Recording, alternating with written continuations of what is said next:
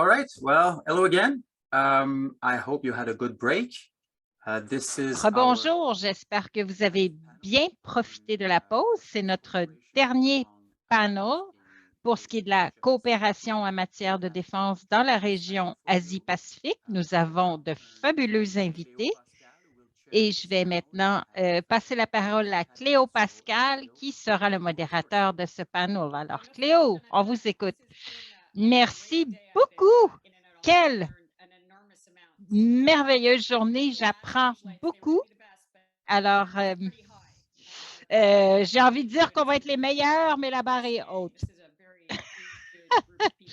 Alors, c'est un groupe fabuleux d'orateurs aujourd'hui avec beaucoup d'expertise. Alors, j'aimerais vous rappeler que vous avez 20 minutes au micro.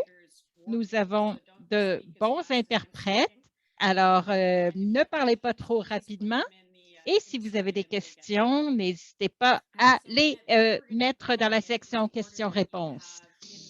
On y viendra plus tard. Pour ce qui est de l'ordre, nous allons commencer avec Hyun-Ju Yu, qui est professeur associé à l'Université Trinity, qui se spécialise avec la sécurité de Est asiatique, les politiques coréennes, la position de la Chine. Alors, Hyun-Ju, ses articles ont été publiés dans plusieurs revues, dont l'Australian Journal of International Affairs, International Relations of the Asia-Pacific et Asian Relations. Elle a un doctorat de l'Université de Georgetown. Elle va s'entretenir avec nous de la position face à la Chine, notamment la coopération trilatérale entre les États-Unis, le Japon et la Corée. Ensuite, Lauren Richardson, qui travaille à l'Université nationale d'Australienne. Alors, elle travaille au niveau des relations diplomatiques dans la région, particulièrement entre le Japon et la Corée. Et elle travaille au niveau de la coopération dans l'Asie et le Pacifique, et elle est membre d'instituts sur la question. Elle nous parlera de la nucléarisation, des convergences et des divergences entre le Japon, la Corée du Sud. Et donc, on va parler de questions semblables, mais d'angles différents. Elle parle donc États-Unis, Japon, Corée du Sud. Ensuite, Nick Peasley de l'Université de la Trobe, stratégie de défense. Alors, il est un chercheur en relations internationales et il travaille en recherche pour les relations asiatiques et pour la politique étrangère aussi. Il fait beaucoup de recherches à ce niveau. Il a beaucoup publié et on le cite régulièrement dans les médias. Il a un doctorat de la London School of Economics. Et puis, il nous parlera plus particulièrement de la stratégie de défense de l'Australie, rigidité face à la fluidité. Alors, notre premier orateur pour 20 minutes. Nous sommes à l'écoute. Bonjour à tous. Bonjour de Corée. Il est 4h30 du matin. Pour moi, j'espère que mes idées demeureront claires tout au long de ce panel et merci beaucoup, Cléo, de votre présentation. Et je voudrais également remercier M. Paquin pour cette invitation et pour l'organisation de ce colloque. Alors, permettez-moi d'abord de présenter, d'amener à l'écran une présentation que j'aimerais partager avec vous.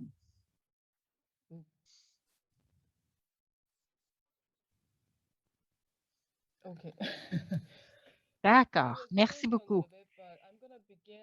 Alors, je vais commencer à aborder notre sujet qui porte sur les limites de la coopération trilatérale entre les États-Unis, le Japon et la Corée du Sud.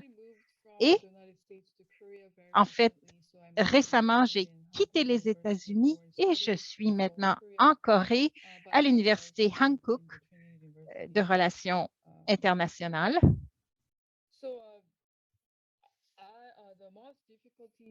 Et les défis pour cette coopération trilatérale viennent de perspectives différentes entre la Corée et le Japon.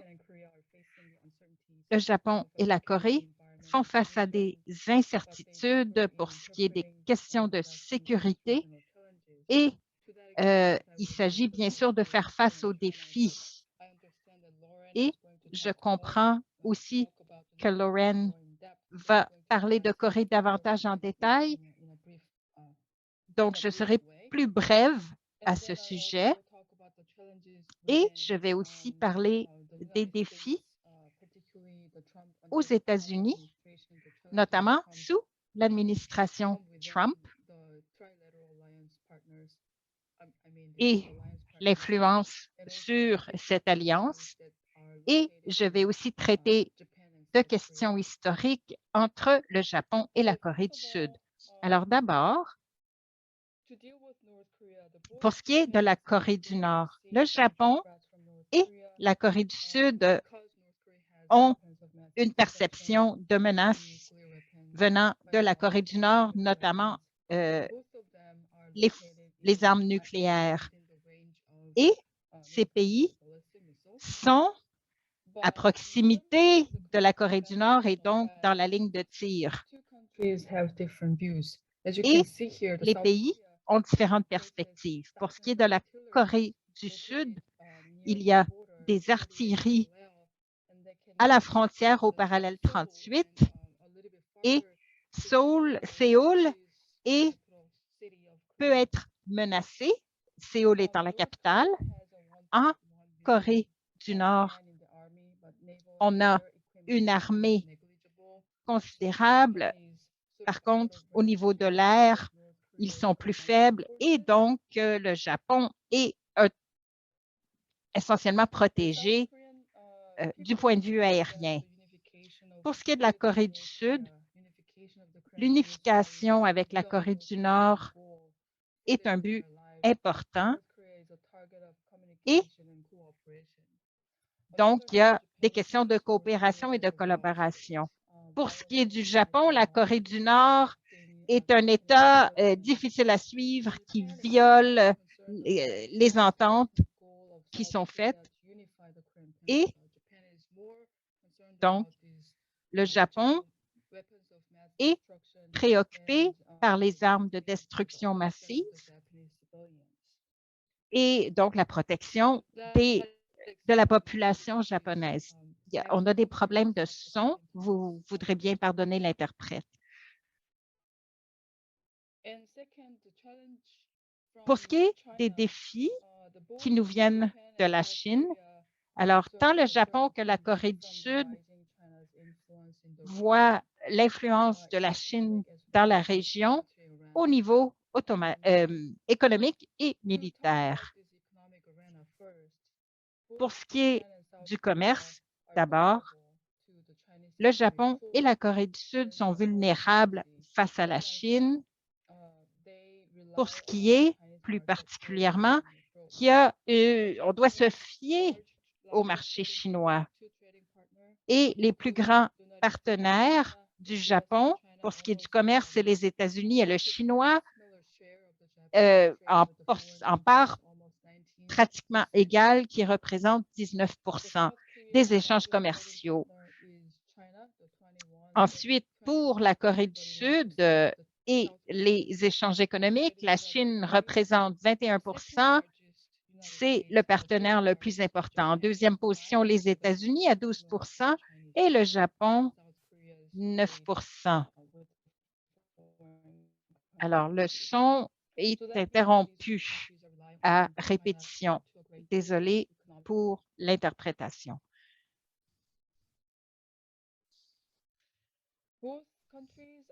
Les deux pays font face aux activités militaires chinoises et perçoivent des menaces, particulièrement dans la mer de Chine du Sud.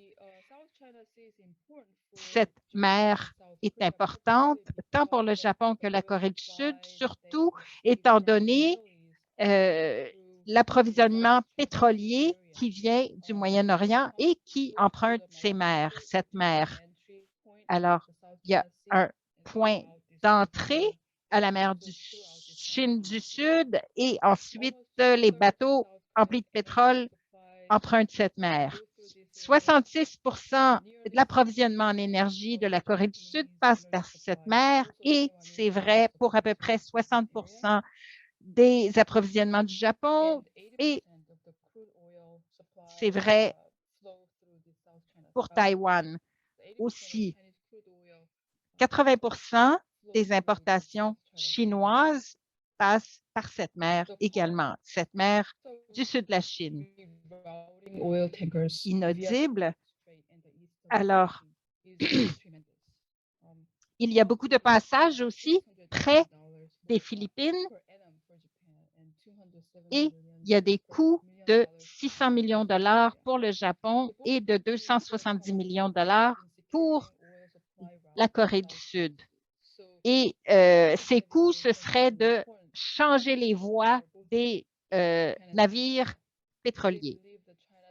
Et on croit que les activités chinoises devraient peut-être s'amenuiser dans cette région.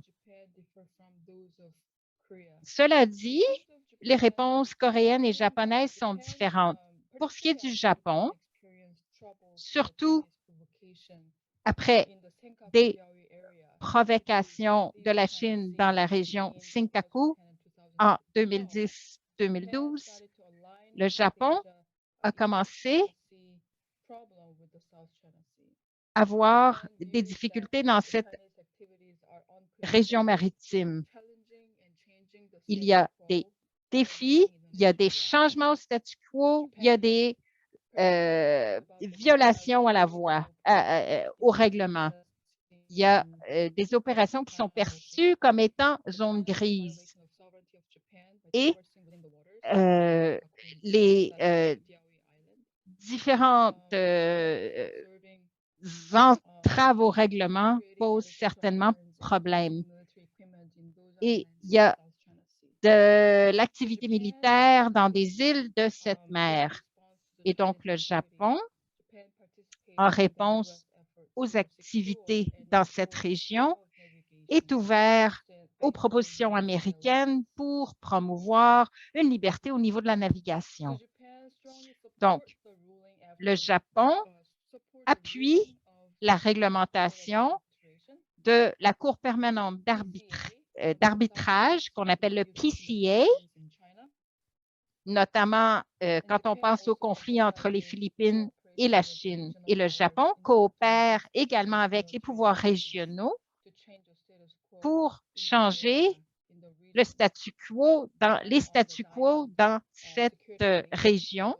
Il se fie au lien de sécurité Diamant qui a été proposé en 2007 par le premier ministre Abe et on se fie, inaudible aussi, à la stratégie Indo-Pacifique présentée par le premier ministre Abe en 2016. Et cela comprend un renforcement des relations entre l'Australie et l'Inde et le Japon également a eu des rencontres avec les pays asiatiques en 2014 et a eu une rencontre 2+2 en Indonésie. Alors, toutes ces activités sont dirigées envers l'activité chinoise dans cette région. Et comme vous le savez, le Japon est un membre important d'une association qui œuvre dans cette région. Pour ce qui est de la Corée du Sud, la réponse est ambiguë, c'est-à-dire pour ce qui est d'une stratégie ouverte et libre, il y a de l'ambiguïté parce que cela mènerait à contenir les activités chinoises, notamment pour ce qui est de la ceinture et de la route, l'initiative Route et Ceinture. Alors, oui, la Corée est en faveur de telles initiatives, mais ne veut pas se mettre la Chine à dos non plus. Le son entre et sort. Pour ce qui est des réglementations PCA, il y a eu des annonces qui ont été faites pour ce qui est de la liberté de navigation. Mais, cela dit, ça a pris un certain temps avant qu'elle ne réponde. Et c'est un résultat de position politique. Et le gouvernement de la Corée du Sud a dit que son gouvernement prend bonne note de l'arbitrage qui a été émis le 12 juillet et espère, à la suite de cet arbitrage, que les conflits seront résolus par le biais de relations diplomatiques. J'ai mis en lumière prendre note. Ils ne ont pas utilisé le mot appui. Donc, c'est une réponse très tiède, pour ainsi dire, face au PCA. Pour ce qui est de la Corée du Sud, il y a aussi une réponse très tiède par rapport au Quad. Mais ça, le son inaudible. Il y a des questions particulières aussi sur lesquelles on se penche, soit la vaccination, les changements climatiques. L'autre grand défi, c'est le gouvernement américain, particulièrement sous Trump. Sous Trump, les Américains ont demandé au Japon et à la Corée du Sud d'accroître leurs responsabilités dans l'Alliance. Et cela a eu un impact négatif sur les perspectives japonaises et de la Corée du Sud, sur leurs perspectives américaines. Et ça a posé des questions de crédibilité et de fiabilité quant au partenariat avec les États-Unis, et cela a fait en sorte qu'ils se préparent pour le pire des scénarios, c'est-à-dire, en fait, que les États-Unis ne sont pas présents dans la région, et cela a fait en sorte qu'il y a eu du financement militaire. Et ces divisions au niveau de l'Alliance permet une ouverture à la Chine en ce sens qu'elle peut contrecarrer l'Alliance pour ce qui est de l'Alliance avec les États-Unis en particulier. Et la dernière série de défis, ça tient à des questions historiques entre le Japon et la Corée du Sud. Alors, il y a eu une occupation de la Corée entre 1910 et 1945 par le Japon et il y a eu, ça a créé des barrières à la coopération entre ces deux pays. Ensuite, le GSOMIA en 2019, qui est une entente de sécurité générale et d'information militaire. Comme vous le savez, General Security of Military Information Agreement, ça a été signé en 2016 entre le Japon et la Corée du Sud pour un partage d'informations, un partage d'intelligence, notamment pour ce qui est des activités de la Corée du Nord. Et c'était une coopération, une entente de coopération pour la sécurité. C'était une première historique, mais malheureusement, ça a pris fin en 2018 pour des raisons de passé historique difficiles. En 2018 aussi, le Japon s'est retiré de pourparlers avec la Corée du Sud pour ce qui est de questions navales. Inaudible, inaudible. Sur la photo ici, on a remis en question le drapeau avec le soleil levant qui avait été utilisé dans des guerres précédente et qui a été utilisée pendant l'occupation de la Corée par le Japon, et ça ramène en tête des atrocités.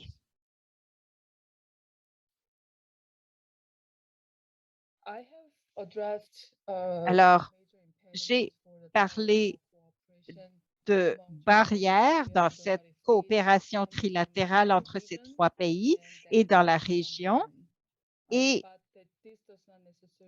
ça ne veut pas dire en même temps que la coopération entre ces trois pays demeure impossible. Disons-le, leurs intérêts convergent pour ce qui est de stratégies majeures, mais cela étant dit, ils doivent travailler sur leurs différences et planifier des stratégies à long terme. Alors, j'aimerais arrêter ici et j'accueillerai des questions avec plaisir. Je passe le micro à la prochaine personne. Merci beaucoup. Cela nous donne beaucoup à réfléchir et j'ai déjà un tas de questions pour vous. Et ma première question, c'est votre dévouement d'être debout à 4h30 du matin pour nous venir en aide et partager votre expertise. Alors, nous vous sommes certainement très, très reconnaissants. Et aussi, pour ce qui est de Mme Richardson, qui va prendre le micro, je ne sais pas où vous êtes, mais j'aimerais également vous remercier d'être ici.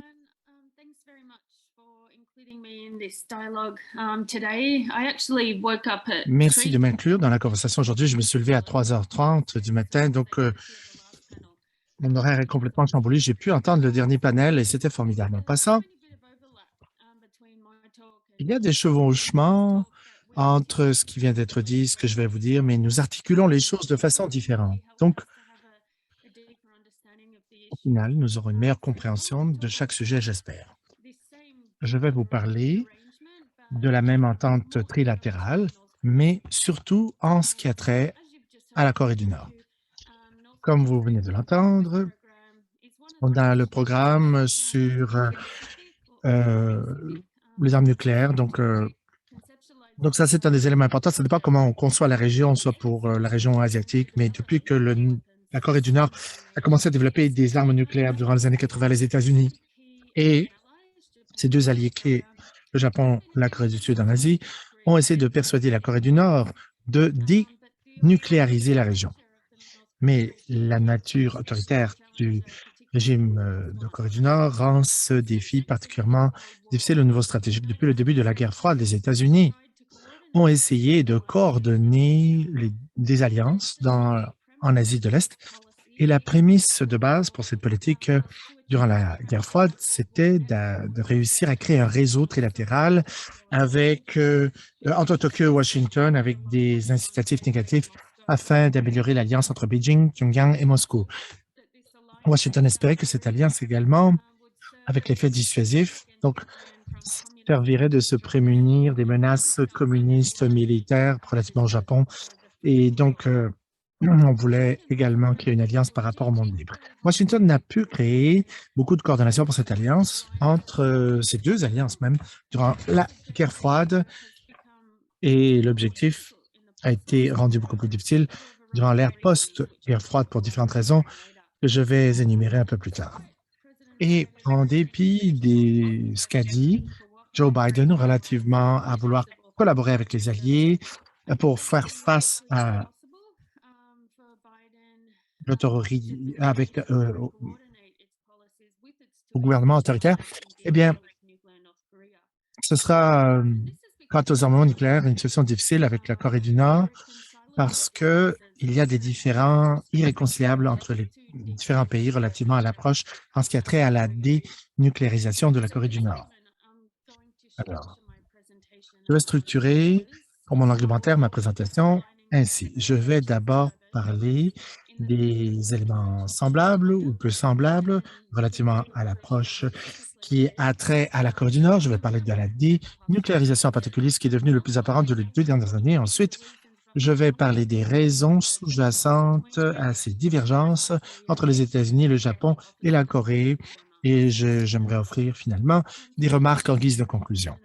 Relativement aux éléments semblables, convergence et divergence, éléments différents. Les États-Unis, le Japon et la Corée du Sud ont des intérêts communs quant à la poursuite de la dénucléarisation en Corée du Nord. Et donc, on a partagé des perceptions semblables relativement au programme de missiles balistiques et d'armement nucléaire de Corée du Nord. Donc, on a considéré les différentes portées de la Corée du Nord et on était intéressé à la non-prolifération nucléaire.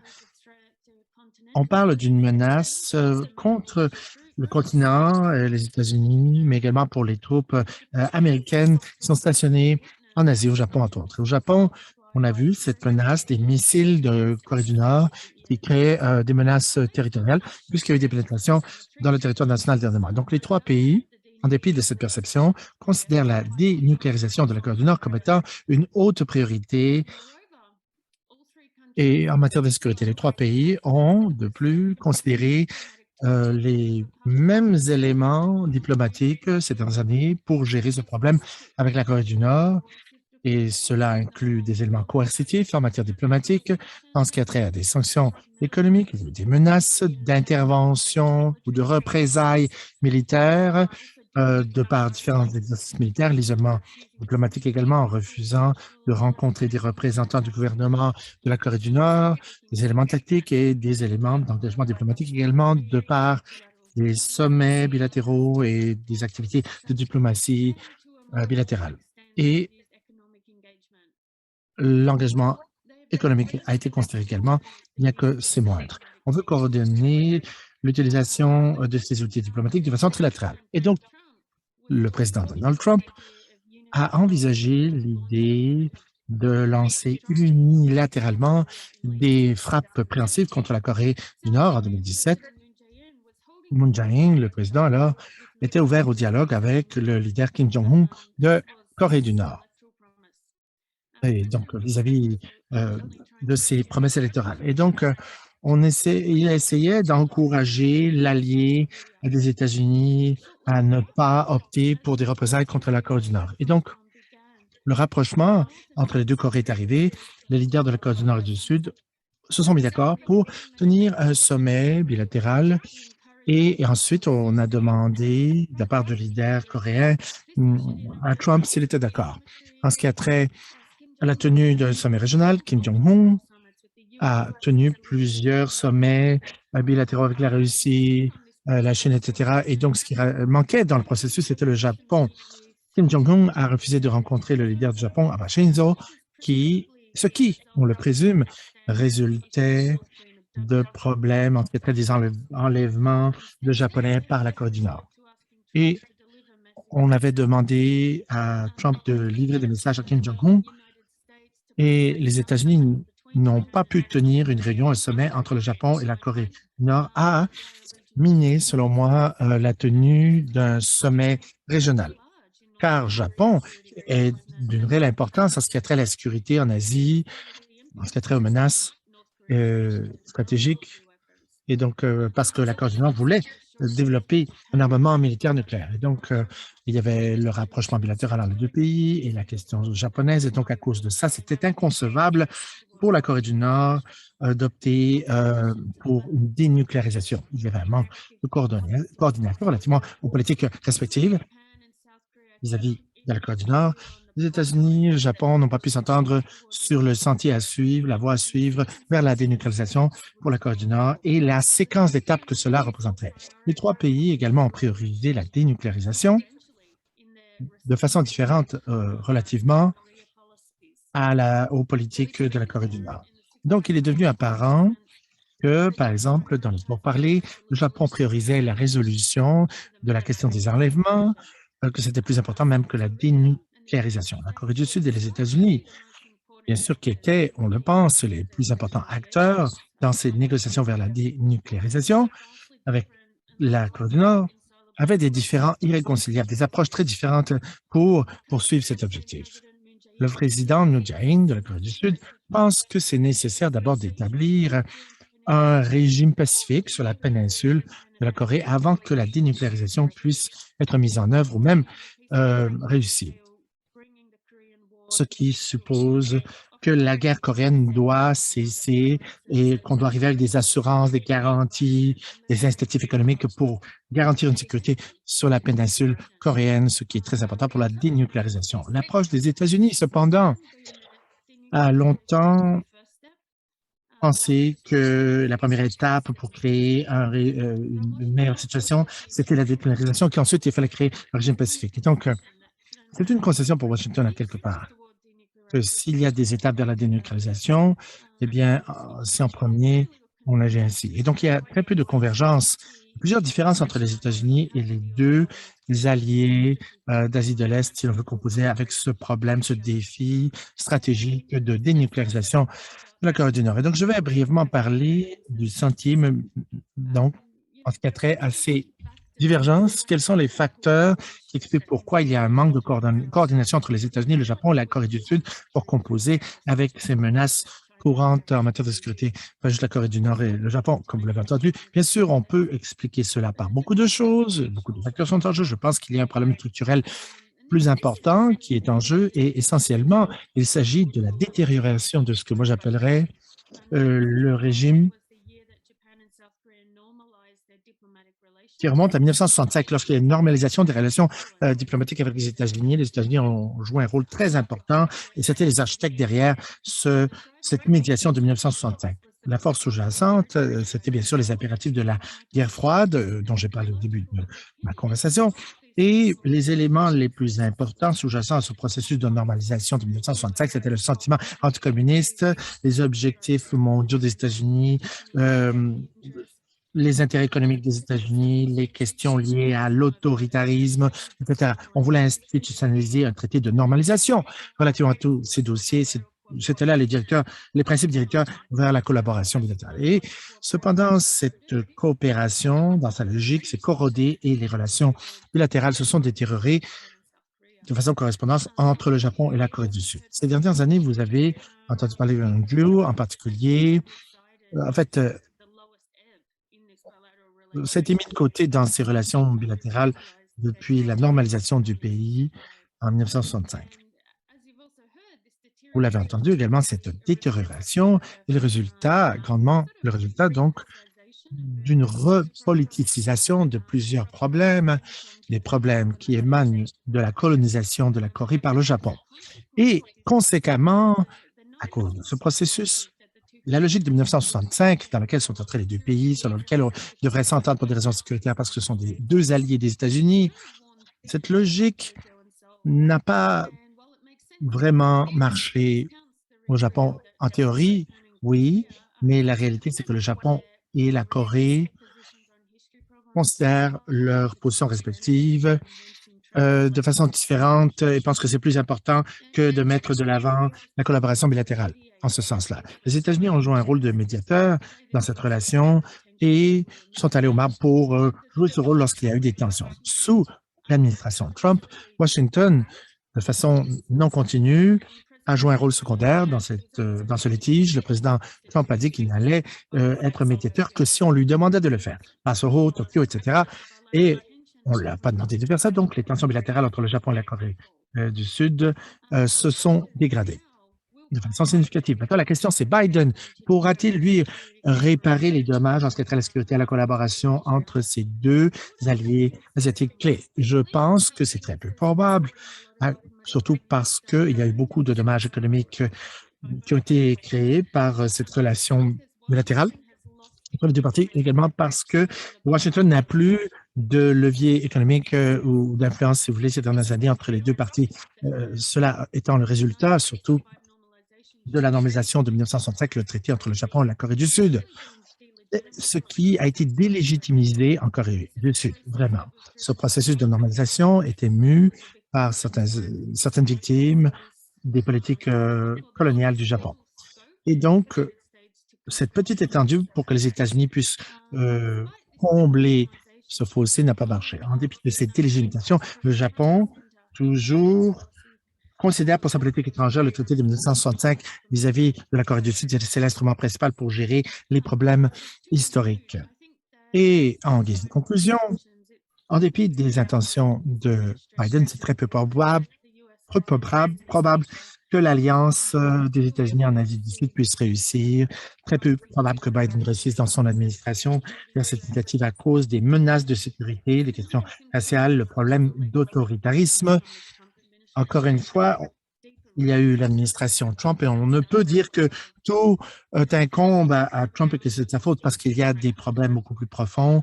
Et donc, il y a la question de l'encouragement diplomatique, mais les divergences existent et des divergences qui existent entre le Japon et la Corée du Sud, mais aussi entre le Japon, les États-Unis, la Corée du Sud et les États-Unis. À la lumière de cela, les États-Unis doivent prendre une approche différente en vue de la convergence. Les officiels des États-Unis doivent travailler en tant que médiateurs. Ils doivent jeter des ponts dans la relation et les unir avec leurs partenaires asiatiques afin que les deux pays puissent établir une nouvelle logique de collaboration qui ne s'inscrive pas dans l'ordre de 1965 qui s'inscrit dans la guerre froide. Je pense que les États-Unis doivent essayer de créer un rapprochement entre le Japon et la Corée du Nord afin d'inclure le Japon dans les pourparlers de décolonisation. Avec le premier ministre qui n'est plus dans l'équation, cela ne devrait pas être impossible. Deuxièmement, les États-Unis devraient travailler davantage pour réconcilier les choses en vue de la dénucléarisation relativement à l'approche de la Corée du Sud. L'alliance entre les États-Unis et la Corée du Sud est fondée sur la sécurité de la péninsule et non régionale. Et donc, il y a une frontière entre la Corée du Nord et du Sud.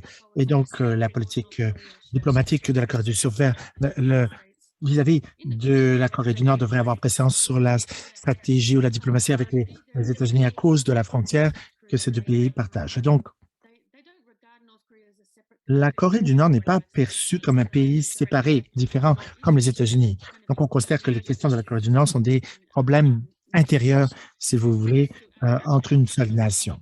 Donc, j'improvise ici un peu, je ne suis pas programme, mais je pense que Biden, même s'il met beaucoup l'accent sur le fait de rassurer les alliés pour réparer les dommages, les pots cassés de l'administration Trump, Biden n'a pas pu opter pour une approche novatrice pour la dénucléarisation de la Corée du Nord. Il n'a rien offert comme programme encore et c'est différent de ce que Trump a fait. Donc, et voilà, je termine là-dessus. Merci. Merci beaucoup, Lauren. Nous avons deux experts en la matière, deux expertes. Quel luxe, donc, et vous pouvez nous présenter deux points de vue différents. Donc, ce que je vais faire ici, puisque j'ai le privilège d'être la modératrice, eh bien, je vais demander aux panélistes de préparer une question pour un membre de l'autre panel, parce que vous parlez mieux que moi, et donc vos questions sont bien meilleures que les miennes. Alors, après cette révision par panel, on va considérer d'autres questions, mais je vais demander aux panélistes également de poser une question aux autres membres, en fait, aux membres de l'autre panel. Alors, nous avons droit maintenant à notre dernier panel de la journée, de la session, si vous voulez. Nous avons Nick, je pense. Nick, qui a beaucoup d'éléments enthousiasmants à partager. Beaucoup d'événements sont arrivés en Australie, n'est-ce pas? Et c'est très motivant. Merci beaucoup de vous lever trop tôt pour essayer de nous rendre plus intelligents. Merci. Je vous cède le micro.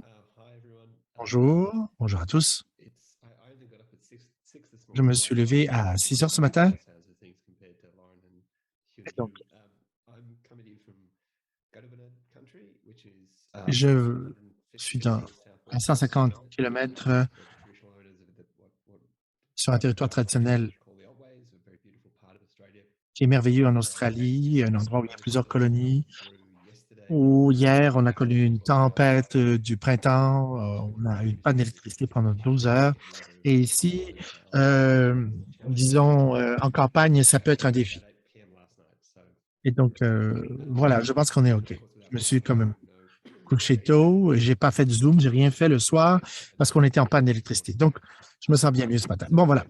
Et dans mes remarques d'entrée de jeu, j'aimerais traiter de 4 éléments. D'abord, je vais vous offrir un contexte beaucoup plus ample en ce qui a trait à la stratégie de la défense, comment cela fonctionne. C'est important de comprendre cela. Il faut comprendre le contexte plus vaste pour bien comprendre les éléments dynamiques actuels de la collaboration en matière de défense. Et ensuite, je vais vous donner quelques éléments clés pour étayer cela et vous parler le dernier développement ces dernières années et mettre l'accent donc sur certains éléments clés relativement au partenariat qu'il y a en Australie avec les États-Unis en particulier. J'aimerais vous parler donc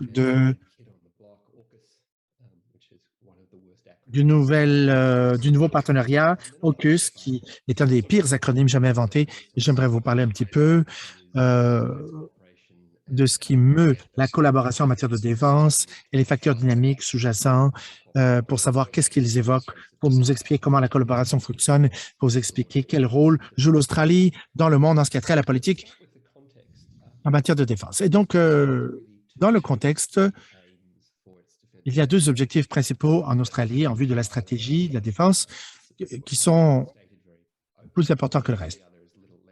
Un a été énoncé publiquement, très clairement, et l'autre objectif n'est pas énoncé pour différentes raisons. D'abord, l'Australie veut avoir un équilibre des pouvoirs stable dans la région. Et on a pu en profiter d'ailleurs depuis 100 ans. Ça existe depuis la création de la Fédération australienne en 1901. Le deuxième but, c'est de toujours avoir accès à des capacités militaires les meilleures en fonction de ses budgets. En fait, elle réalise qu'elle est mieux développée que ses voisins immédiats et cherche à avoir un avantage au niveau de ses compétences et qui pourrait ralentir les ardeurs de qui voudrait bien attaquer l'Australie. Et puis, pour prendre un certain pas de recul, il y a en Australie un défi au niveau de la sécurité. C'est un territoire immense. Essentiellement, c'est un continent. C'est une grande zone économique. Il y a énormément de ressources naturelles, mais la population est faible, 25 millions environ. Et donc, il y a une conscience aiguë du fait qu'elle ne peut se défendre étant donné la population en fonction du territoire, même avec des ressources adéquates. Et en fait, soyons réalistes, elle n'aura jamais ce qu'il faut pour se défendre fondamentalement. Et puis, aussi, dans la pensée australienne, il y a une prise de conscience que l'Australie moderne, c'est que l'Australie a été prise aux indigènes par le Royaume-Uni. Et ça sous-tend la pensée australienne.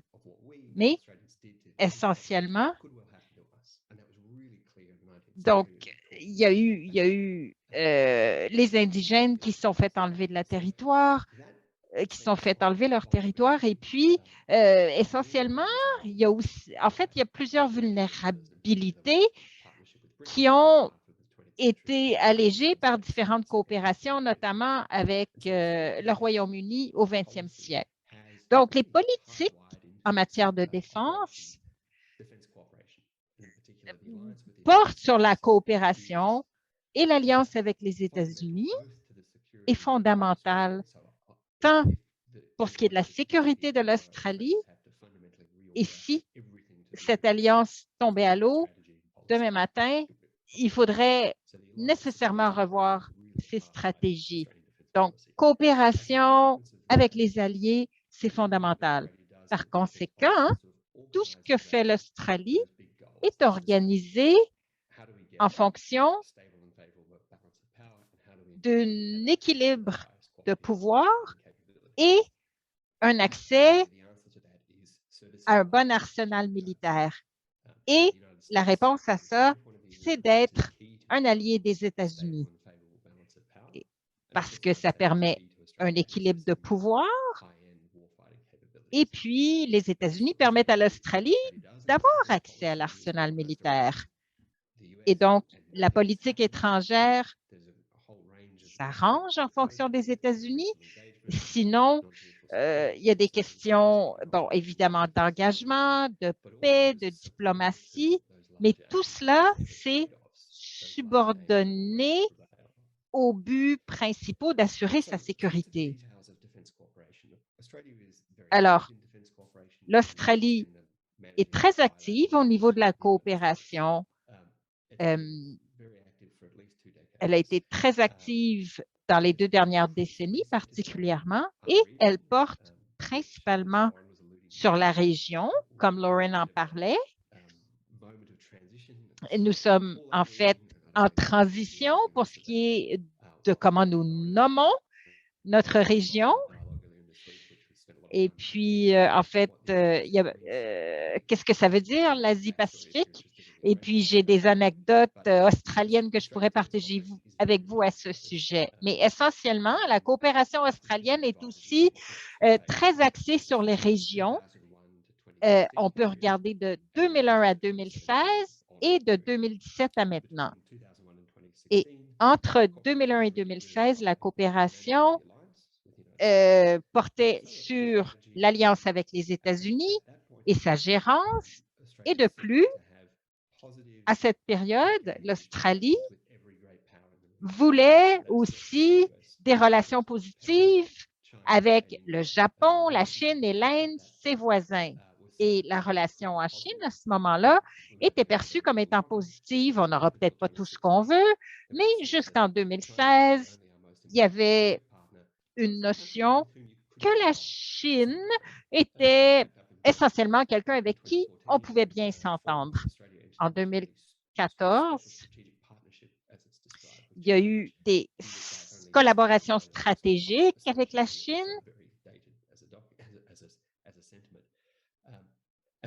Et il y a un troisième élément,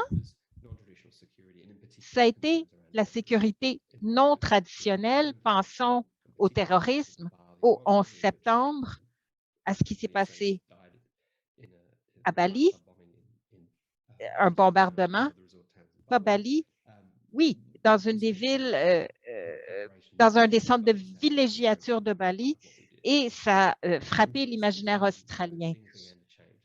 2017, les choses ont vraiment commencé à changer, notamment par rapport à la Chine et la menace qu'elle pose pour ce qui est des ambitions australiennes en termes de stratégie. Donc, la Chine, oui, on pensait pouvoir s'entendre avec, mais il y a des défis quant à l'équilibre des puissances. Alors, est-ce qu'ils ont raison de penser ainsi, les Australiens? J'y reviendrai. Mais fondamentalement, il y a eu un changement dans les perspectives pour ce qui est de la coopération avec les pays avoisinants, dont la Chine. Alors, que fait-on finalement ici en Australie et avec qui? Encore une fois, les États-Unis, partenaires particulièrement importants. Et pas juste en technologie. En fait, depuis 2001, on a des partenariats très proches à tous les niveaux pour ce qui est de la défense, de la sécurité, de l'intelligence. Pensons au 11 septembre. Alors, je pourrais entrer dans quelques détails une fois que j'aurai terminé mon petit résumé. Parce que l'histoire américaine, c'est probablement celle que vous voulez entendre. Et puis, c'est aussi très important pour ce qui se passe avec l'Australie. Le deuxième aspect, c'est la coopération avec le Japon. Le Japon et l'Australie, on en parle généralement aujourd'hui comme étant une alliance. Alors, on n'a pas nécessairement une alliance, mais il y a beaucoup de mesures de sécurité qui sont faites entre ces deux pays. Il y a des groupes de travail, il y a des opérations de coopération et certainement, après les États-Unis, le Japon et l'Australie se voient comme étant les partenaires sécurité les plus importants après les États-Unis. Le troisième point, ou le troisième niveau, il y a Singapour et l'Indonésie. Sur papier, c'est vaste, avec chaque pays, il y a des coopérations officielles qui couvrent plusieurs zones. Singapour, il y a des interactions très directes, des échanges militaires, des opportunités, de la formation pour les soldats de venir se former en Australie, par exemple. Disons-le, on a beaucoup de place pour une telle formation. Et puis, cela a du succès, notamment face au terrorisme et ces régions où il y a de l'activité terroriste. Et dans les dernières années, on ne peut pas dire que les relations ont été gérées de manière entièrement évidente. Donc, il y a peut-être un certain laisser-aller. Il y a aussi la coopération avec l'Inde et aussi avec le Quad. Et je les mets ensemble parce que pour ce qui est de la perspective sur l'Inde, c'est un partenariat qui va bien à toutes sortes de niveaux et en même temps, d'amener les efforts sur le terrain, ce n'est pas toujours évident. Il y a eu des groupes de travail, il y a eu des exercices en mer, mais le Quad a du momentum, il y a une dynamique politique, ça dormait peut-être entre 2007 et 2017, et puis finalement, ça bouge beaucoup plus récemment. Et puis, on se dit, oh là! Et les questions de régionalisation deviennent importantes, notamment en Asie du Sud, et le Quad est présent dans ces territoires. Alors oui, il y a le Japon, l'Inde, mais il y a l'Australie aussi. Et puis, en fait, il y a des préoccupations à y avoir en ce sens. Au 5e niveau, il y a aussi coopération avec des institutions qui traitent de sécurité. Et le défi, c'est au niveau de ressources à investir, au niveau de priorité. Par exemple, le sommet de l'Asie de l'Est, c'est peut-être pas aussi significatif, il n'y a peut-être pas autant de ressources si on pense en comparaison à Singapour, au Japon, aux États-Unis. Et je pense aussi que les institutions ne sont peut-être pas aussi efficaces qu'elles ne voudraient l'être, notamment si on pense aux ambitions de l'Australie. Oui, il y a une question d'équilibre de pouvoir en Asie.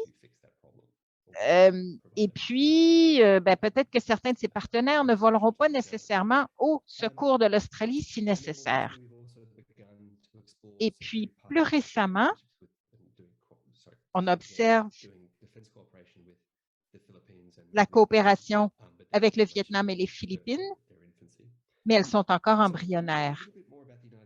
Alors, laissez-moi revenir à la question des États-Unis et on pourra discuter en fonction de questions. Alors, les États-Unis, c'est l'allié principal pour ce qui est de la coopération en matière de défense. Ça fait partie des politiques australiennes et on capitalise sur cette alliance, on en parle de manière révérentielle et notre premier ministre en parle tout en disant que les relations ne sont pas toujours existantes au fil du temps. Et comme je l'ai dit, cette alliance a commencé particulièrement à partir du 11 septembre. Et nous participons aussi en cette guerre de terrorisme. Et il y a eu des décisions controversées quant à la guerre en Irak. Alors, en fait, la raison principale, c'était de servir finalement les intérêts de l'Australie. On ne le dira peut-être pas ouvertement, mais nous faisons alliance avec les États-Unis. Les États-Unis sont mis au défi et nous avons une dette envers les États-Unis. Mais il ne s'agit pas juste de déploiement militaire. Il y a des dialogues, la structure 2+2. Il y a, quand on regarde les différentes déclarations dans la dernière décennie et plus, vous verrez qu'avec le temps, il y a un élargissement des niveaux de coopération de leur. Donc, c'est vaste. Ce n'est pas juste une conception étroite de la sécurité.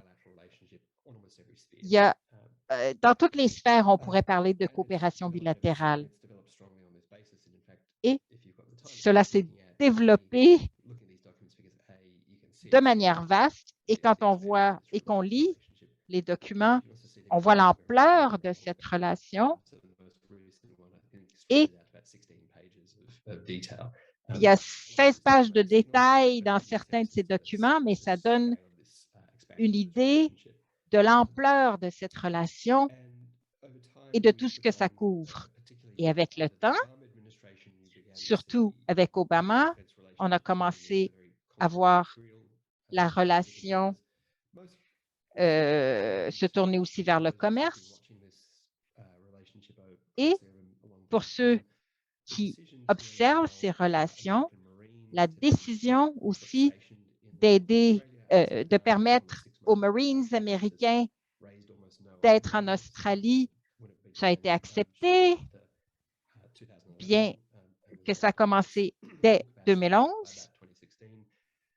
Entre 2011 et 2016, les gens ne sourcillaient pas. Puis en même temps, il y avait la controverse,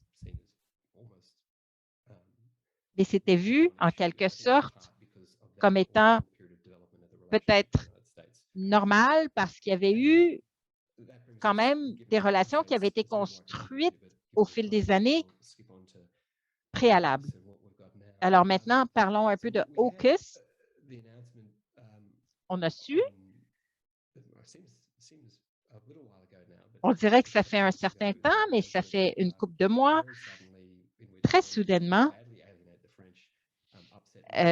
En fait, on a déçu les Français et essentiellement, il s'agit d'une entente de partage au niveau de la technologie. Une intention, en fait, de partager des compétences pendant les 18 prochains mois. On parle d'intelligence artificielle et tout le reste, mais bon. Et étant donné l'inhabilité du gouvernement présent de transformer ses paroles en politique, je ne m'en préoccuperai pas trop d'une certaine façon. Alors, quand on pense au partage de technologies, c'est important, la nucléarisation, c'est important, mais encore une fois, ça entre dans la lignée d'une longue collaboration avec les États-Unis. Ça ne fait pas une différence à l'équilibre stratégique d'une manière importante. Les sous-marins ne seront pas là avant 2024, mais je pense que ça nous dit aussi que ça démontre que l'Australie est inquiète par rapport à la région, qu'il y a une menace de la part de la Chine et aussi, et c'est crucial, encore une fois, l'Australie se sent rattachée aux États-Unis. Essentiellement, notre flotte de sous-marins ne sera pas entièrement subordonné aux États-Unis, mais pratiquement ce sera le cas. Et ce que ça dit, c'est que les Australiens ont des liens avec les Américains et qu'on peut gérer leur présence dans la région. Et aussi, est-ce que 2016 ne nous aurait pas appris quelque chose? L'élection de Trump, c'est quand même significatif et quand on observe les États-Unis, il y a des leçons à apprendre. Les États-Unis ne peuvent pas penser à ses intérêts comme étant les mêmes au fil du temps. Et l'Australie, étant si près des États-Unis, pose des limites en matière de défense et de sécurité. Et ça pose certaines questions. Alors, quelques points clés et observations que j'aimerais faire.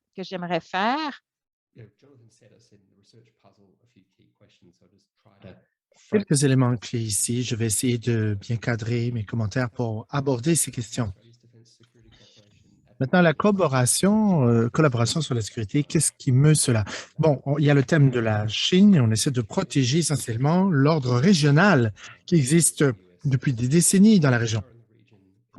Et donc, la puissance principale, c'est les États-Unis et pour l'équilibre des pouvoirs, donc personne ne peut mettre au défi les États-Unis. Donc, la force est là et on va essayer de faire progresser cet objectif-là. Il faut s'assurer que les États-Unis s'impliquent dans la région. Mais en fait, il y a quelque chose d'intéressant relativement à un élément dynamique, ce qui a trait à l'acquisition des sous-marins.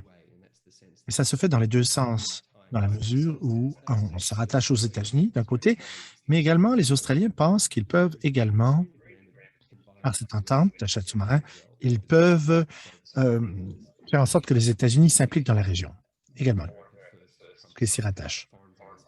Donc, en termes de politique étrangère des États-Unis, il y avait Trump, mais plus l'entente militaire, plus ce genre d'entente que vous allez avoir pour rattacher militairement les Américains dans la région, c'est ce que l'on veut. Donc, c'est pour ça que l'on fait les choses jusqu'à maintenant. Comme vous l'avez décrit, on veut engager les États-Unis dans la région. Et vous avez vu la relation entre le Japon, la Corée, etc. C'est un peu semblable. L'Australie voulait développer des relations de collaboration avec le Japon, en autant qu'on travaille ensemble, mais afin d'aider à faciliter un rôle plus vaste du Japon en la matière. Donc, les stratèges pourraient se dire, que voulez-vous dans la région? Quel pourrait être votre souhait? Eh bien, la réponse, c'est que le Japon joue un rôle stratégique plus important dans la région. Donc, il y a toutes sortes de raisons politiques qui expliquent pourquoi cela n'est pas possible. Mais si vous essayez de renverser l'équilibre pour contrer la Chine dans la région, eh bien, un Japon démocratique puissant pourrait rééquilibrer la région. Donc, stratégiquement, c'est ce qu'on veut, même si politiquement, ça ne va pas arriver, mais c'est le sentiment à cet égard qui est manifesté. Alors maintenant, la rigidité, lorsqu'il y a fluidité, pourquoi? L'Australie, comme je l'ai dit,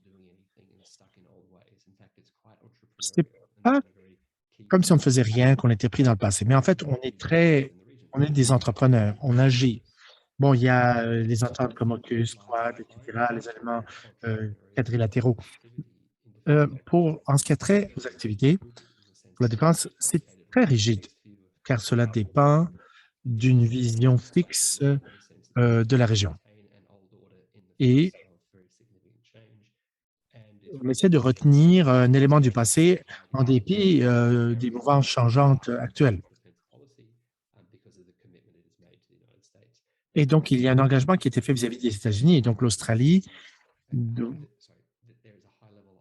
y a peut-être une grande dépendance à cet égard. Donc, et à l'aune de ce qui a été fait dans le passé, il n'y a peut-être pas beaucoup d'alternatives pour l'avenir ou le présent. Donc, il semble que, justement, à l'aune de ces changements dynamiques qu'il y a en Asie de l'Est, eh bien, il y a plus d'options maintenant. Donc, mais c'est peut-être pas très sage de faire ce qu'il fait. Bon, voilà, je vais m'arrêter. et j'ai hâte de voir quelle peut être la discussion. Oui, voilà, beaucoup de questions que l'on reçoit relativement à l'Australie. Je pense que lorsque vous avez décrit l'Australie, un grand territoire très vaste et petite population, beaucoup d'antécédents qui remontent à la colonie, ça ressemble un peu au Canada pour beaucoup de personnes. Mais que ferions-nous, nous, si nous étions pris au beau milieu du Pacifique? Quelle stratégie choisisserions-nous? Bon, nos vies sont compliquées quelque peu, mais c'est plus facile puisqu'on vit à côté du fournisseur de sécurité le plus important, les États-Unis, pour les Canadiens. Donc, c'est voilà, c'est ce qui explique quelque chose. Et maintenant, quelques commentaires rapides. Moi, je m'intéresse à l'Inde. Et c'est intéressant parce que vous avez parlé du Quad, vous avez parlé des régions. Il y a une référence soutenue qui a trait aux dommages effectués durant l'administration Trump. La relation entre l'Inde et les États-Unis a été renforcée fondamentalement durant les 4 dernières années, spécialement durant les 2 ou 3 dernières années.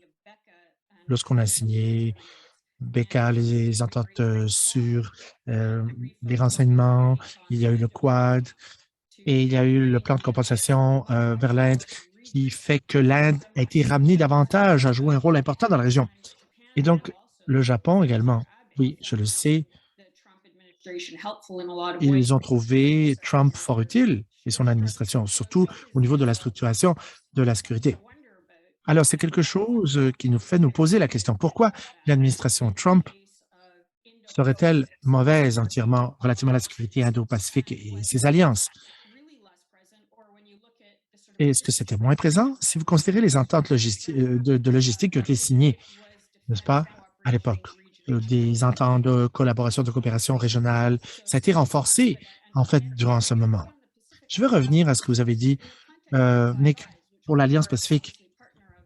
Il y avait le partenariat Les Cinq Yeux, Five Eyes, et dans ce contexte, nous avons regardé l'Australie et les îles du Pacifique, n'est-ce pas? Il y a toute une aire stratégique très importante, mais ça ne faisait pas partie de votre liste. En fait, ce n'était pas dans la liste, c'était même pas au 5e ou 6e rang. Et la semaine dernière, on était au bord d'une insurrection dans les îles Solomon à cause des interférences du CCP avec une des provinces quant à l'autorité centrale dans la région. Le pays qui vraiment est sur le point de créer une instabilité par rapport au CCP, ce sont les îles Salomon. Et donc, on s'est tourné du côté du leadership australien pour considérer la question. Mais où se situe l'Australie sur les îles du Pacifique en ce qui a trait à la création de stabilité régionale, eu égard au contexte de l'expansionnisme chinois et des responsabilités australiennes dans le contexte des Five Eyes, afin de pouvoir être à l'avant-scène de cette discussion. Je vais revenir là-dessus, mais parce que nous nous sommes distanciés quelque peu de la Corée du Sud, j'aimerais poser la question à Lauren. Et en fait, il y a des élections qui s'en viennent. Les conservateurs ont remporté les élections les plus importantes. Alors, que pensez-vous de la situation actuellement? La conjecture, que va-t-il arriver en 2022? Est-ce que ça va changer la donne? Chenju, je vous laisse la parole.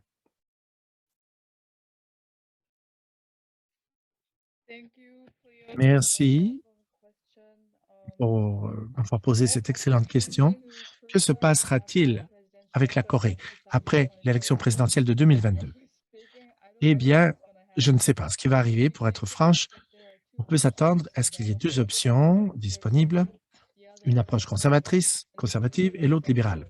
Libéral progressiste, le Parti libéral progressiste a déjà choisi son candidat présidentiel en vue de ces élections, Lee Jae-myung, et il est perçu comme étant extrêmement progressiste.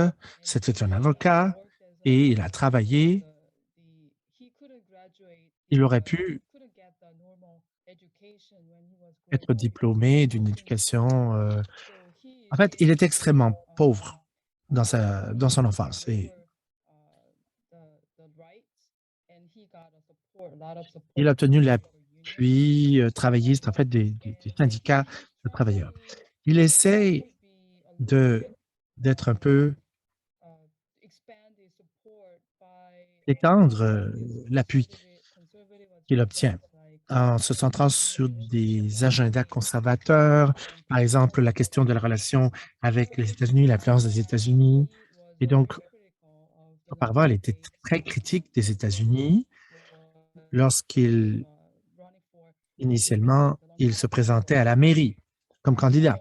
Et maintenant, il a retourné sa veste. Bon, en fait, pas maintenant, mais il était le gouverneur d'une province très importante de la Corée du Sud. Et donc, il était très à gauche auparavant. Mais maintenant, il migre vers une position mitoyenne et son objectif, c'est de le faire afin de traiter de ces agendas qui ont trait au thème de la sécurité, égard à la Corée du Nord et aux États-Unis. Mais s'il avait été élu, il aurait maintenu l'agenda stratégique qui était supporté par Moon Jae-in, entre autres, et l'autre leader, parce qu'il voulait mettre l'accent sur sa conversation. Il voulait faire ouvrir un dialogue avec la Corée du Nord de façon continue. Et en même temps, l'épine dorsale, vous savez, entre la Corée et les États-Unis, cette relation doit être maintenue afin de faire la promotion de la collaboration, afin d'établir un dialogue avec la Corée du Nord. Donc, on met l'accent toujours sur ces améliorations. On vise à améliorer les relations avec la Corée du Nord et en même temps, on se centre sur la relation entre les États-Unis et la Corée. Ça devrait être soutenu et protégé. Donc, dans cette optique, et pareillement, la relation avec la Chine serait soulignée également.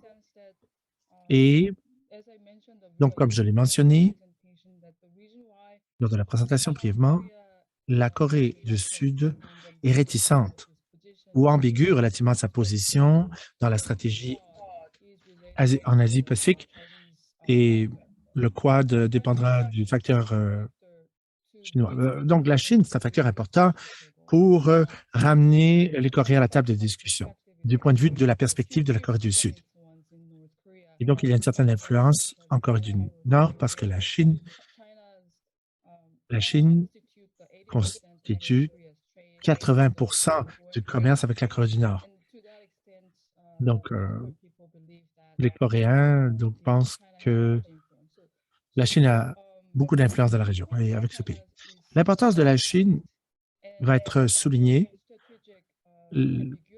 L'ambiguïté stratégique de la Corée du Sud va peut-être se poursuivre, mais ça ne veut pas dire nécessairement qu'un leader conservateur va être fortement contre les Chinois ou la Corée du Nord. Je pense que pour les thèmes qui ont trait à la sécurité, il s'agit d'un conservateur ou d'un libéral comme leader, peu importe, ces leaders vont mettre l'accent sur la relation entre la Corée et les États-Unis, vont mettre l'accent sur le dialogue avec la Corée du Nord et vont se centrer également sur l'importance de la Chine comme joueur ou partenaire régional. Merci, c'est très utile. Avez-vous des questions pour un autre panéliste ou d'un autre panel? Oui. J'aimerais beaucoup aimer une présentation en particulier. La première question est pour Lauren. Pour être honnête, cette question aurait dû m'être posée. Je n'ai même pas de bonne réponse à la question, en fait, moi-même. La question, c'est, nous avons parlé de la détérioration des relations bilatérales entre le Japon et la Corée du Sud.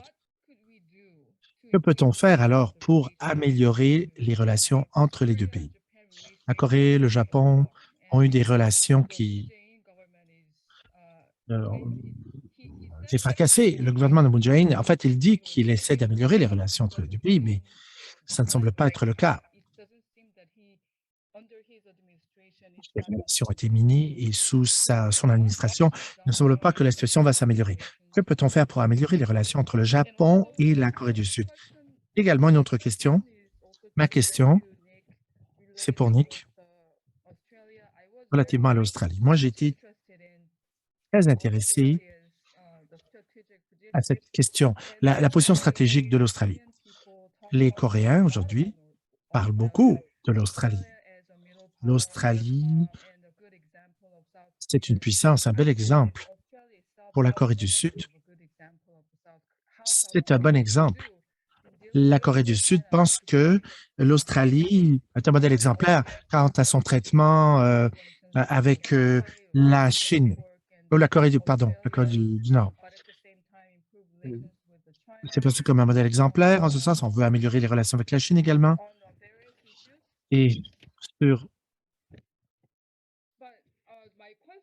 Oh, il y a d'autres thèmes, mais ma question est la suivante. Comment est-ce que l'Australie ou les Australiens n'ont-ils jamais mis au défi les États-Unis quant à ses engagements dans la région, relativement surtout au retrait des troupes américaines en Afghanistan? À la suite de ça, certaines personnes remettent en question ou contestent la politique des États-Unis, son application dans la région, surtout son application dans la péninsule coréenne, après avoir vu le retrait des troupes américaines en Afghanistan. Est-ce que l'Australie a contesté ou remis en question ces politiques des États-Unis ou a commencé à avoir des doutes en ce qui a trait à l'engagement américain dans la région? Merci beaucoup. Et donc, merci pour ces questions. Et Lauren, avez-vous quelque chose à dire relativement à l'élection? Si vous étiez président ou présidente des États-Unis, quelles seraient les politiques que vous metteriez en œuvre pour améliorer la situation? Si vous êtes quiconque, vous pouvez nous dire si vous pouvez participer ou non. Bon, je vais parler de quelques éléments. On a beaucoup parlé ici, merci, des élections, qu'est-ce qui se passe relativement à la Chine et à la Corée du Nord. Et donc, puisque ça a été dit, je vais parler du Japon, ce que ça veut dire pour le Japon. Je vais ensuite aborder la question suivante, comment améliorer la relation entre le Japon et la Corée. Je viens de parler de ce sujet hier, en fait. Quel rôle de leadership ou de transition en matière de chef de file peut-il y avoir au Japon? Et je pense qu'il n'y a pas beaucoup de rôle pour le leadership actuellement. Parce que, comme je l'ai dit plus tôt, les tensions entre le Japon et la Corée, étant donné que ça se situe non pas dans les États, en fait, parce que ce qui crée la tension dans ces dernières années, c'est les poursuites, les victimes coréennes qui poursuivent le Japon à cause du colonialisme japonais. Et donc, s'il y a d'autres poursuites devant le tribunal, je pense qu'ils vont remporter à nouveau les causes. Donc, peu importe le leader de la Corée du Sud, qu'il soit conservateur ou à droite, ou peu importe leur affiliation politique, le choix essentiel, c'est à quel point peut-on mettre en application les décisions de la Cour après ces causes qui impliquent le gouvernement japonais. Et donc, la position de défaut du Japon, c'est de défendre le traité que nous venons de paraffer et à tout prix, à tout coup.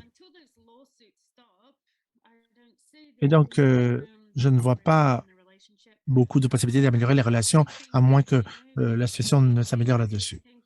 Et si je suis un peu idéaliste, je pense que nous devons nous distancier de cette pression des États-Unis. Vous savez, cette entente ou cet arrangement trilatéral qui existe. Il faut sortir de ça parce que c'est toujours sous la menace, n'est-ce pas, qu'on agit. Si tu ne te comportes pas bien, on ne va pas appuyer l'alliance, peu importe, hein, ce genre de menace. Il faut sortir de ce carcan. Et actuellement, j'écris là-dessus quelle pourrait être la possibilité pour le Japon, la Corée et l'Australie pour qu'ils puissent développer leurs propres compétences dans la région de l'Asie, etc., développer peut-être de l'énergie, de l'hydrogène, technologie à base d'hydrogène, etc., des initiatives pour faire en sorte que l'on puisse contenir les problèmes de la région plutôt que de les éparpiller partout et d'aggraver les relations. Et maintenant, Nick, une question. Les dommages pour l'Alliance du Pacifique créée par Trump. Je pense qu'il y a eu un problème des dommages créés pour l'Alliance relativement à la Corée du Sud à cause de Trump. Trump s'est engagé dans des négociations très agressives avec la Corée du Sud, mais en même temps, il n'aimait pas le président Moon. Et donc, il a créé beaucoup de préoccupations en Corée. Il était prêt à opter pour des frappes préventives ou limitées. Donc, on a pensé à l'évacuation des troupes américaines de la Corée du Sud Et donc, les leaders ne l'ont pas fait, heureusement, ce qui aurait mené à des conséquences catastrophiques. Et donc, il y a également, en fait, Trump a critiqué ses invectives parlaient de parasites, etc. C'est vraiment laid. Et donc, quelqu'un comme lui pourrait être réélu à nouveau. Et donc, la Corée du Sud s'est tournée du côté de l'Australie ou d'autres possibles partenaires à cause de cela, justement, pour avoir d'autres options de sécurité. Merci beaucoup, Lauren. Maintenant, nous avons 10 minutes. Il ne nous reste que 10 minutes avant de conclure ici. Alors, quelques questions également qui sont saisies dans la boîte de dialogue. Donc, par clavardage. Le Canada, comment s'insère-t-il dans le contexte? C'est une question ou des questions relativement à ce thème. D'autres questions relativement également à la différence. L'Asie-Pacifique, la question Indo-Pacifique, etc. Donc, vous pouvez ignorer les questions qui ne vous intéressent pas et choisir de répondre aux questions qui vous intéressent et laisser un peu de temps simplement pour que l'on puisse faire la navette un petit peu entre les autres questions. Donc, Laura, je vous laisse considérer les questions.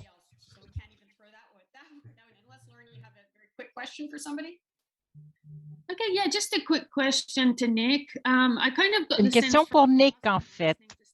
Alors que j'écoutais à d'autres orateurs et Nick, on voit que l'Australie semble un allié important et nous, on pense ainsi des États-Unis. Mais quand on pense à toutes ces alliances et les gens de Washington qui viennent en Australie nous disent « Personne parle de l'Australie ». Il n'y a pas d'experts, en fait, pour les relations australo-américaines, mais il y en a entre le Japon, la Corée. Alors, j'aimerais avoir vos pensées à ce sujet. Alors, c'est votre 87e question, Monsieur Nick, et vous avez 3 ou 4 minutes pour répondre à tout ce que vous pouvez. Murder the interpreter. Alors, je ne peux pas rentrer en mode vélomoteur, mais disons que l'Australie et le Pacifique, il s'agit d'une perspective de développement.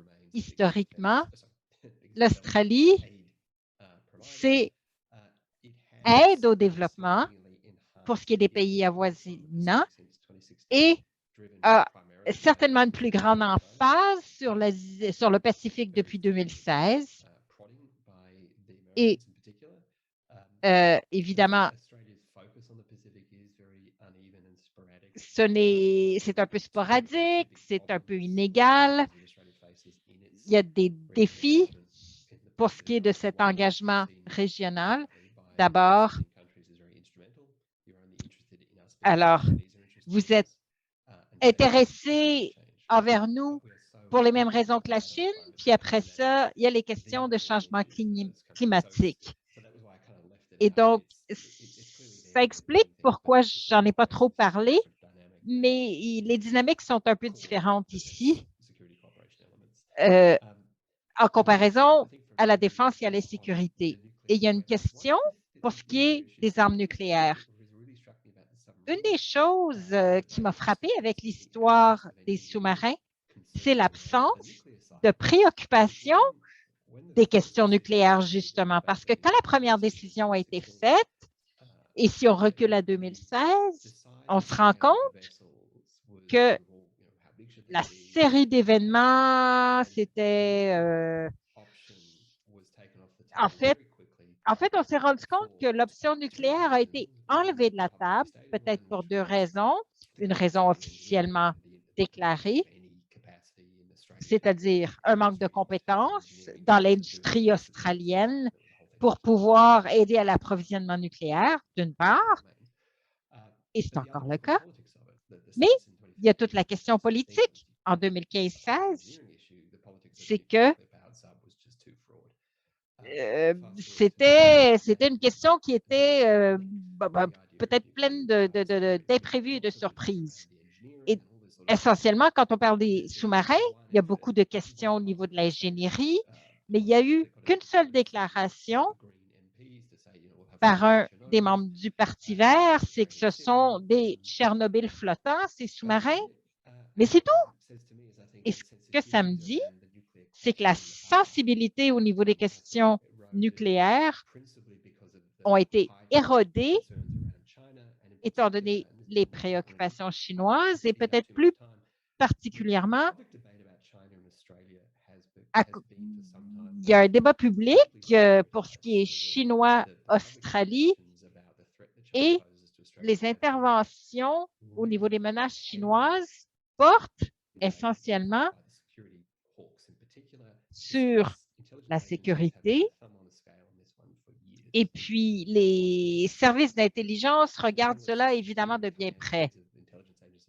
Et puis, on a des directeurs au niveau de l'intelligence qui déclarent publiquement que la Chine est une menace. Alors, dans ce contexte, c'est peut-être minimal par rapport à ce dont on parle, mais pour ce qui est de la nucléarisation, je pense que c'est un scénario beaucoup plus plausible à l'heure actuelle qu'il ne l'était même il y a 2 mois. Sorry for getting it Yeah. Je vais être obligée d'interrompre, bien malheureusement. Lauren, voulez-vous rapidement glisser un mot sur le Canada? Je vais être très brève. C'est intéressant, en fait. Je donne des cours de diplomatie et le Canada revient souvent sur la table. C'est une puissance moyenne, c'est une puissance entre deux et c'est intéressant, en fait, de penser au Canada parce que je dirais que c'est toujours à ce niveau-là que le Canada revient dans les discussions. Et l'Australie se perçoit comme étant un peu pas toujours clair à identifier. On est, oui, une puissance moyenne, puis en même temps, quand je suis avec la Corée, on est toujours dans le milieu, mais quand on regarde le Quad, c'est des puissances encore supérieures. Et pour ce qui est des dialogues de sécurité qui se passent en Australie dans le contexte Indo-Pacifique, on ne parle pas tellement des joueurs à l'extérieur de la région. Un petit peu de l'Europe, oui, mais on ne parle pas du Canada. Le Canada, ben, en fait, on n'entend pas trop parler et je n'ai pas l'impression que le Canada a un grand rôle dans la région. Je m'excuse de vous le dire, mais c'est ma perception des choses. Est-ce qu'on peut se sentir un petit peu plus important quand même? Ah, je suis désolée. Je ne pourrais pas répondre à votre attente. Et je suis d'accord. En fait, ce que je dirais peut-être, c'est que le Canada est essentiellement absent. C'est un peu surprenant quand on y pense, si on se souvient que dans les années 90, il l'était un peu plus, avec l'IPEC, par exemple. Mais bon, le Canada ne fait pas partie de la région, même s'il y a une frontière avec le Pacifique. Mais cela dit, il y a un potentiel, peut-être pas en tant que président dans une association, mais certainement comme partenaire commercial, comme partenaire libéral, ouvert encore une fois aux échanges commerciaux et aussi qui met de l'avant les droits humains démocratiques et qui n'est pas obsédé avec l'armement militaire. Parce que quand même, disons-le, il y a d'autres pays qui regardent la force militaire. Et puis, c'est vrai qu'on a besoin de plus de leadership politique, plus de diplomatie.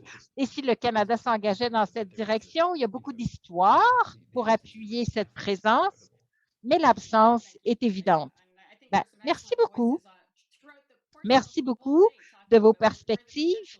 Et puis, je pense que toute la journée, on a entendu parler en fait de quelle pourrait être la position du Canada dans tout cela. Mais on va donner le dernier mot à Wonju qui s'est levé si tôt pour être avec nous. Alors, qu'espérez-vous pour ce qui est des 2 prochaines années, 2-3 prochaines années pour la situation d'ensemble? Vous voulez dire dans ma région en général? Ou en fait, qu'est-ce qui est important pour vous? Si vous aviez la baguette magique de la politique idéale, que diriez-vous? Alors d'abord, j'ai posé cette question à Lauren, mais il faut regarder la relation avec le Japon. Et la Corée du Sud doit se sortir.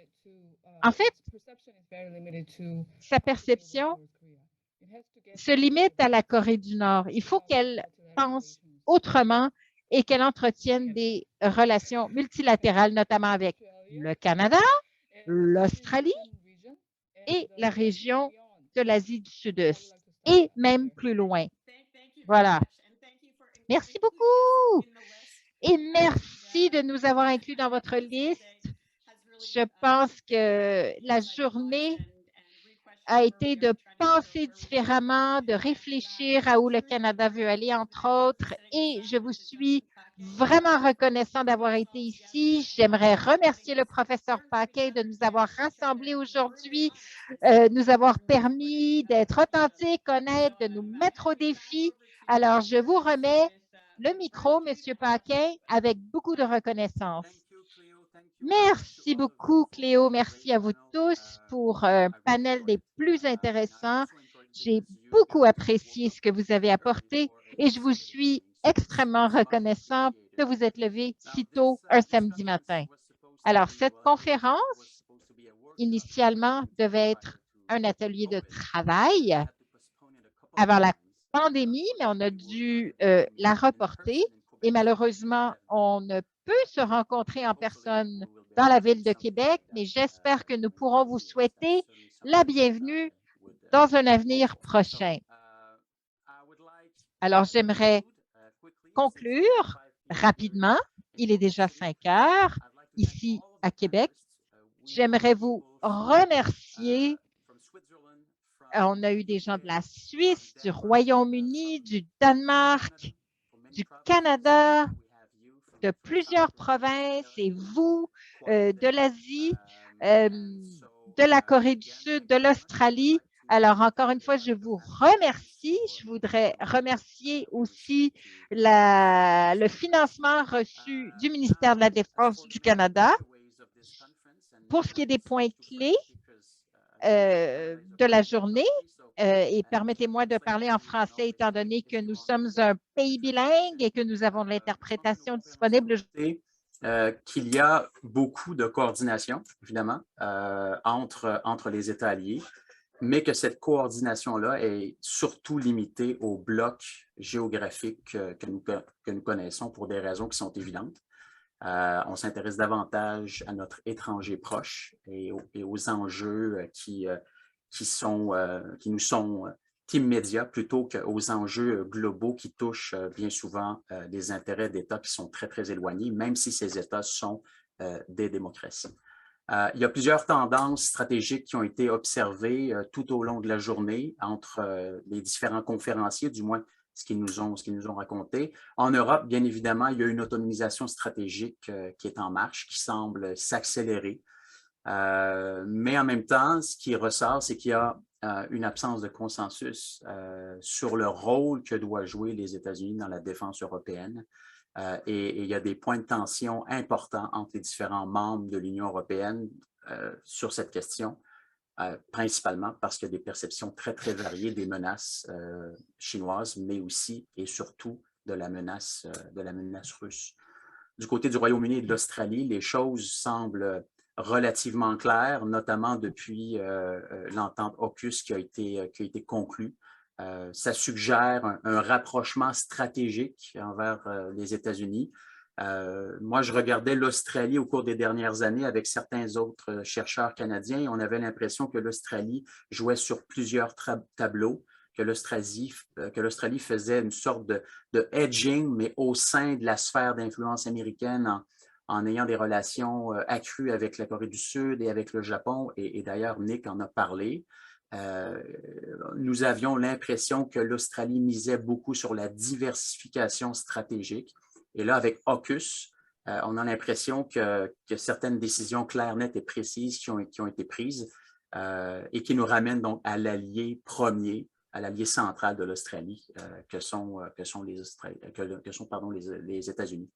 Il y a aussi une ambiguïté stratégique qui est relevée chez certains alliés, notamment en Corée du Sud, notamment par rapport au Quad, ça a été mentionné tout à l'heure.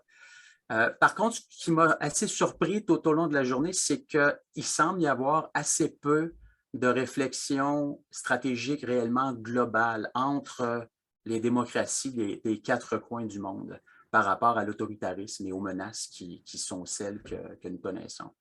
En fait, l'idée d'un front commun démocratique face à l'autoritarisme, c'est assez facile à formuler sur le plan conceptuel, mais ça semble beaucoup plus difficile à concrétiser en partie parce qu'il n'y a peut-être pas suffisamment d'appétit pour une approche vraiment globale de cette manière. Donc, on n'en est pas là. Peut-être que nous n'en serons jamais là et que les logiques régionales, évidemment, continueront à guider l'orientation des démocraties libérales. I'll switch back to English. My last word is to my... Alors, mes mots de la fin sont pour mes assistants de recherche, Pierre Colotti, qui m'a donné beaucoup de matière à réflexion. Il m'a donné beaucoup de matériel à étudier, et René Kirugati, qui est un autre assistant de recherche qui est venu dans la 2e étape de préparation de ce colloque. Et j'aimerais les remercier chaleureusement tous les deux. Et mon mot de la fin est envers vous. Je vous souhaite une excellente fin de semaine et j'espère, encore une fois, avoir le plaisir de vous rencontrer ultérieurement. Très grand merci. Cheers!